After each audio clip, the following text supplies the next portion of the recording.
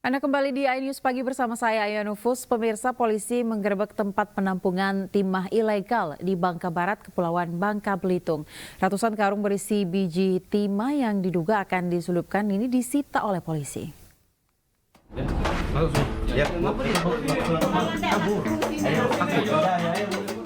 Tim gabungan dari Polda Kepulauan Bangka Belitung dan Polres Bangka Barat menggerebek sebuah tempat penampungan timah ilegal di Kecamatan Paritiga, Bangka Barat. 273 karung berisi biji timah ilegal belasan ton disita polisi. Ratusan karung biji timah tersebut diduga akan diselundupkan keluar dari Bangka Belitung. 2 orang diduga pemilik biji timah juga diamankan polisi. Memang lokasi Teluk Limau ini cukup potensial ini, karena arah pantainya itu bibir pantai yang terdekat menuju arah keluar dari wilayah pulau. Nah ini kita duga kuat. Kemudian juga dari latar belakang kedua orang yang kita amankan ini, ya, ini juga merupakan residivis, pernah menghadapi atau pernah terlibat dengan perkara penyelundupan pasir timah beberapa waktu yang silam. Kedua tersangka beserta barang bukti diamankan di Mapolres Bangka Barat untuk penyelidikan lebih lanjut. Belasan rumah warga di Kecamatan Rawajitu, Kabupaten Tulang Bawang, Lampung rusak parah akibat diterjang angin puting beliung. Beruntung pemirsa tidak ada laporan korban jiwa akibat peristiwa tersebut.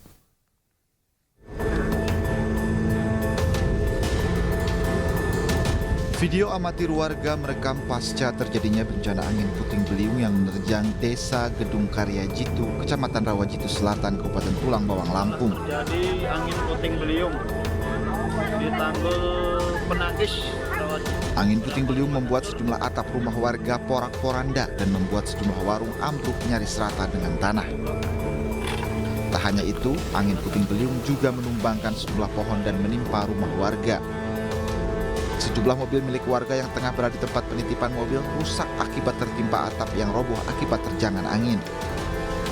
Menurut warga, angin puting beliung terjadi sebelum hujan mengguyur kawasan ini dan saat warga tengah mempersiapkan berbuka puasa. Kejadiannya sekitar 17.55 Mas, karena sebelum kami pada saat acara mau buka bersama, pada saat puting beliung itu terjadi, itu kondisi mendung, belum hujan. Sementara berdasarkan data dari pihak desa setempat, saat ini tercatat sebanyak 17 rumah warga rusak, 5 diantaranya mengalami rusak berat. Tak hanya merusak rumah, angin puting beliung juga merusak sejumlah fasilitas umum.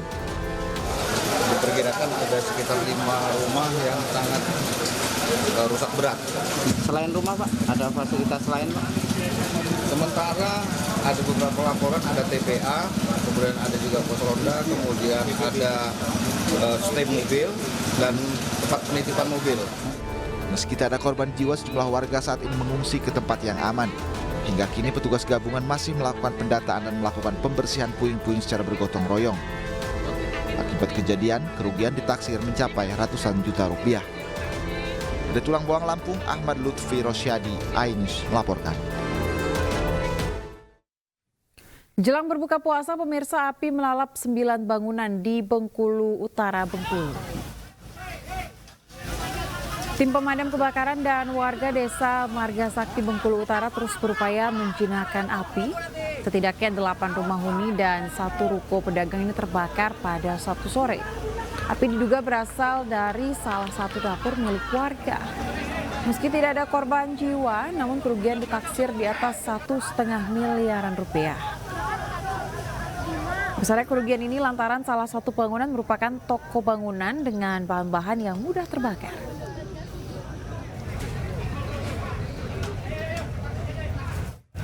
Jam 18.35 tadi. Jadi karena kondisi kita pada hari ini kawan-kawan melaksanakan buka puasa, tetapi gerak cepat tadi dengan tim PPK diminta segera meluncur, kemudian yang lain-lain backup, BPBD termasuk Dinas Sosial. Belum tahu banyak penyebab ini, dari beberapa sumber mengatakan ini materi, tapi yang jelas untuk penyebabnya kita serahkan kepada pihak yang berwenang untuk meneliti nanti. Rumah warga di Sedanau, Bunguran Barat, Kabupaten Natuna, Kepulauan Riau ludes terbakar. Tidak ada korban jiwa dalam peristiwa ini. Trapo PLN Sedanau. Kebakaran melanda di rumah Sedanau Bunguran Barat, Kabupaten Natuna, Minggu siang.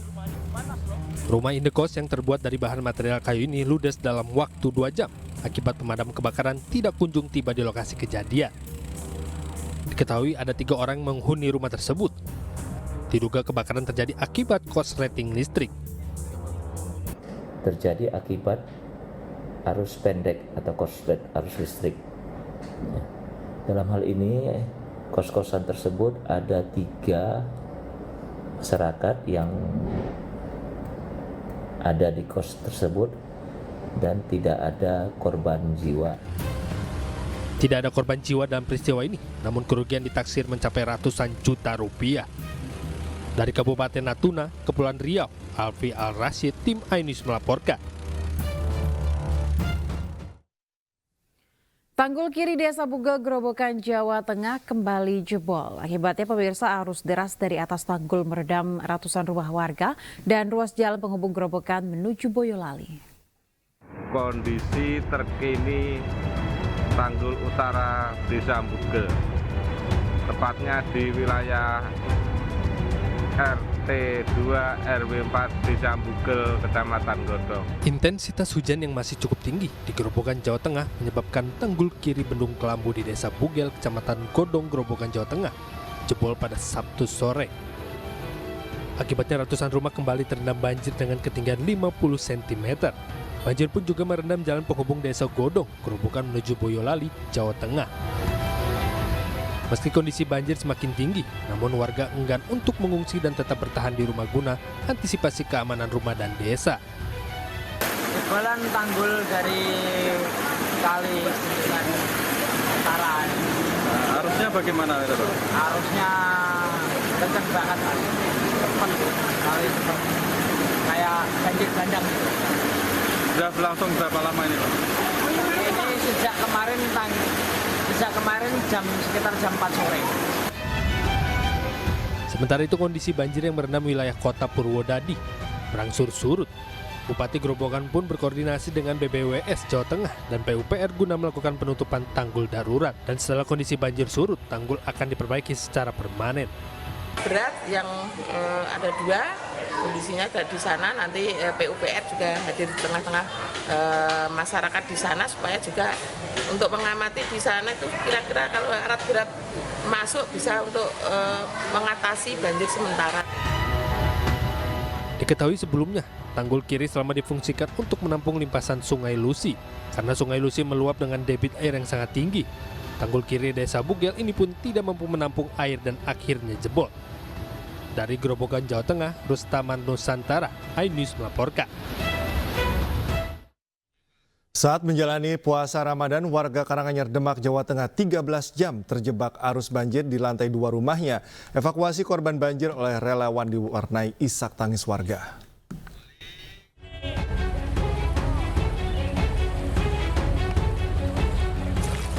Inilah detik-detik relawan mengevakuasi warga korban banjir di Karanganyar, Demak, Jawa Tengah, Minggu sore.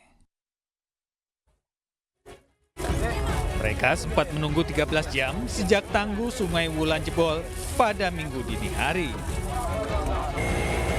Banjir di Jalan Nasional ini sudah sedalam 2 meter. Sementara genangan di kawasan permukiman mencapai 3 hingga 4 meter. Minimnya keberadaan perahu karet membuat banyak korban banjir masih bertahan di rumahnya. Di rumahnya seberapa sih, Bu?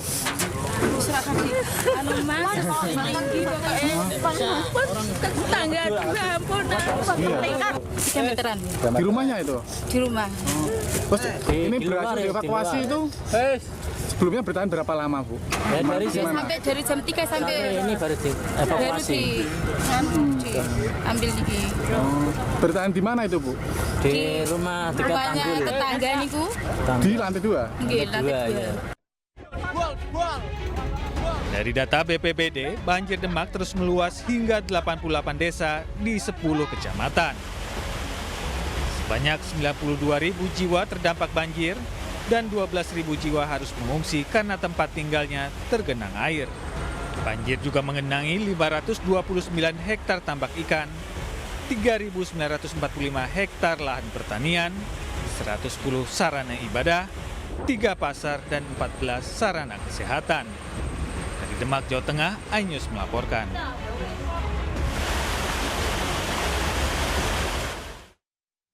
Pemirsa, diduga tidak bisa mengendalikan kendaraan dengan kecepatan tinggi. Sebuah mobil mewah Porsche ini menabrak minibus di Jalan Tol Porong, Surabaya.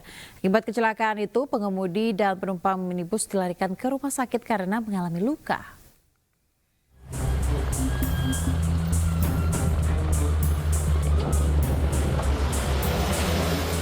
Kecelakaan dengan melibatkan sebuah mobil mewah Porsche di Jalan Tol Minggu siang terjadi di KM 768400 Tol Porong arah Surabaya. Diduga pengemudi tidak bisa mengendalikan kendaraan saat kecepatan tinggi. Sebuah Porsche warna hijau menabrak bagian belakang sebuah minibus yang melaju di depannya. Akibat kerasnya benturan membuat bodi belakang minibus ringsek masuk ke dalam, sementara pengemudi dan seorang penumpang di dalamnya mengalami luka. Kejadiannya selepas dari gerbang Porong. Selanjutnya Grand Livina ini bergerak di lajur tengah. Disampaikannya di TKP KM 768400 dengan tiba-tiba ditabrak dari belakang kendaraan Porsche yang berwarna hijau. Korban di dalam Grand Livina terdiri dari satu keluarga, bapak, ibu, dan anak. Untuk bapak dalam kondisi luka ringan atau luka robek di bagian kepala bagian belakang.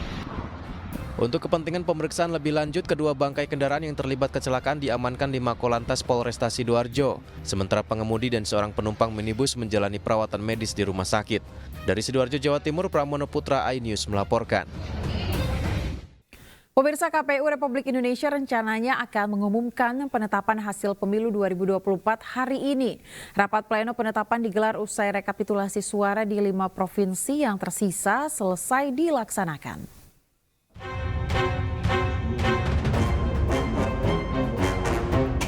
Rencananya Komisi Pemilihan Umum Republik Indonesia akan mengumumkan hasil pemilu 2024, namun dengan catatan apabila telah menyelesaikan rekapitulasi suara di 5 provinsi yang tersisa. 5 provinsi tersebut adalah Jawa Barat, Maluku, Papua, Papua Pegunungan, dan Papua Barat Daya. Tim KPU Jawa Barat dijadwalkan tiba di kantor KPU Pusat pada Senin pagi. Kemudian KPU Papua Barat Daya akan tiba pada Senin siang. Sementara tim KPU Papua, Papua Pegunungan, dan Maluku diagendakan tiba Senin malam. Pada Minggu malam, KPU masih menggelar rekapitulasi suara untuk Provinsi Papua Tengah. 20 Maret merupakan batas akhir rekapitulasi suara dan harus dilakukan penetapan hasil pemilu 2024. Rencananya Jabar Senin tanggal 18 Maret pagi hari, kemudian Maluku secara prinsip Senin 18 Maret. Sebagian teman-teman posisinya akan ada di Jakarta jam 20. Kemudian Papua tiba di Jakarta Senin pada pukul 19. Kemudian Papua Pegunungan juga begitu, Senin 18 Maret pukul 19, dan Papua Barat Daya akan di Jakarta tanggal 18 Maret pukul 12 siang waktu Indonesia Barat di situ. Jadi kalau kita lihat perkembangannya, sebagaimana update-update yang selalu juga kita lakukan, tentu kami optimis bahwa kemudian tenggat waktu 20 Maret tahun 2024 tentang penetapan hasil pemilu secara nasional akan tenggat tetap tanggal 20 Maret. Bahwa kemudian apakah lebih cepat dibandingkan tenggat itu soal lain. Tapi kalau teman-teman hampir setiap saat kan terupdate ya perkembangan saat ini provinsi mana dan kemudian dinamikanya seperti apa, yang penting itu. Saat ini KPU Pusat telah menyelesaikan rekapitulasi suara untuk 32 provinsi di Indonesia. Pasangan Prabowo Gibran unggul di 30 provinsi, sementara pasangan Anies Muhaimin unggul di 2 provinsi. Sementara pasangan Ganjar Pranowo Mahfud MD belum terpantau unggul di provinsi manapun. Tim Liputan iNews melaporkan.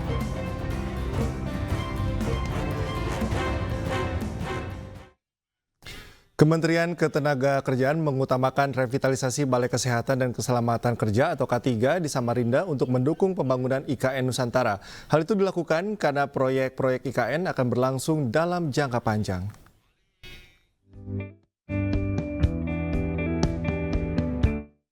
Revitalisasi Balai Kesehatan dan Keselamatan Kerja atau K3 disampaikan oleh Menteri Tenaga Kerja Ida Fauzia pada acara brainstorming program pelayanan Balai K3 Samarinda dan strategi pengendalian bahaya di tempat kerja. Menurut Ida Fauzia, revitalisasi Balai K3 Samarinda adalah bagian integral dari strategi pembangunan IKN. Keberadaan Balai K3 Samarinda ini harus siap ke depan bahwa seluruh proses pembangunan yang dilakukan di IKN memastikan bahwa K3-nya berlangsung dengan baik. Revitalisasi dilakukan terhadap kemampuan sumber daya manusia, sarana dan prasarana pengujian K3, maupun fasilitas gedung dan bangunan yang mampu menjawab tantangan masifikasi dan perluasan jangkauan pengujian K3.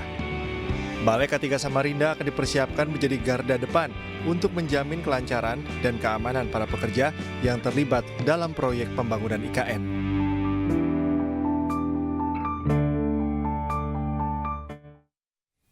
Pemirsa, penuaan dini dan kulit kusam kerap menjadi permasalahan yang dialami oleh banyak orang. Permasalahan tersebut bisa diatasi dengan bantuan profesional di klinik kecantikan.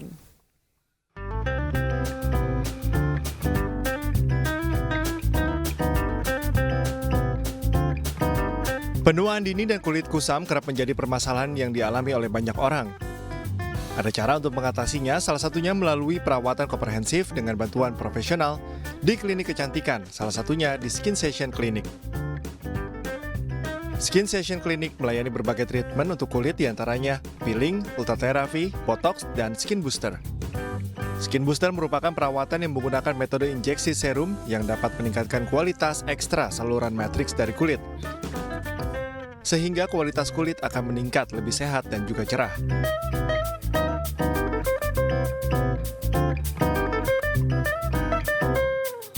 Skin Session Clinic menyediakan berbagai macam kandungan skin booster yang menyesuaikan dengan kebutuhan kulit pasien. Di antaranya kandungan hyaluronic acid, gabungan antara hypermic acid dan succinylcholine acid, serta salmon DNA dan PDRM atau palidioaktif yang cocok untuk efek anti-aging.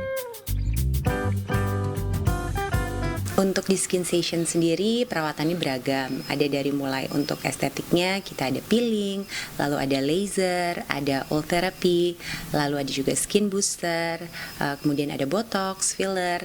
Selain itu juga bisa konsultasi untuk segala permasalahan dermatologi atau kulit. Dengan teknologi terkini, treatment di Skin Session Clinic akan mendapatkan hasil yang lebih maksimal untuk tampil lebih cantik dan sehat.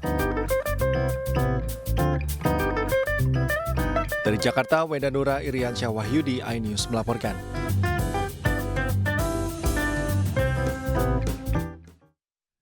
Pebulu tangkis tunggal putra Indonesia Jonathan Christie merebut gelar juara All England 2024 usai mengalahkan kompatriotnya Anthony Sinisuka Ginting pada partai puncak. Informasinya akan kami hadirkan usai jeda sesaat lagi.